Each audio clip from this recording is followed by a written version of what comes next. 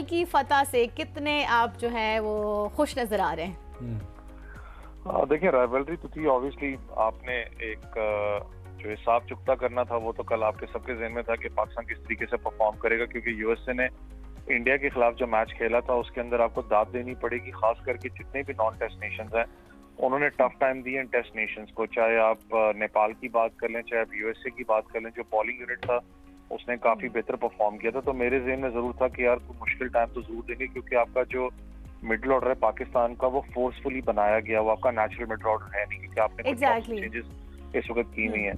लेकिन कल एक अच्छा लगा कि पाकिस्तान का जो एक गेम प्लान था, जारहाना इनिंग्स का आगाज करना, फरहान की बात करें जिस तरीके से उन्होंने परफॉर्म किया, साहिबजादा फरहान ने कल बहुत अच्छी इनिंग्स खेली है, लेकिन बाबर आजम ने भी साथ ही मदद की।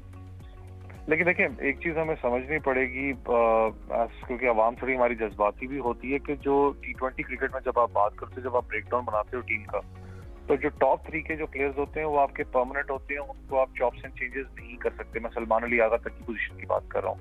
जो मिडिल ऑर्डर होता है, अकॉर्डिंग टू द सिचुएशन आप उसको फ्लक्चुएट करते हो। जहां पर आपका बेस्ट प्ले आपको लगता है कि यार इस प्लेयर को भेजना चाहिए जो कि हमें रन दे सकता है, आपने कल अच्छे तरीके से उसको आजमाया भी। जैसे शादाब की बात कर लें, बाबर को थोड़ा रिलैक्स पोजीशन मिली कि दूसरे एंड पे उसको पता था कि हाई स्कोरिंग लड़का है, तो चलो मैं नेचुरल गेम खेल सकता हूँ।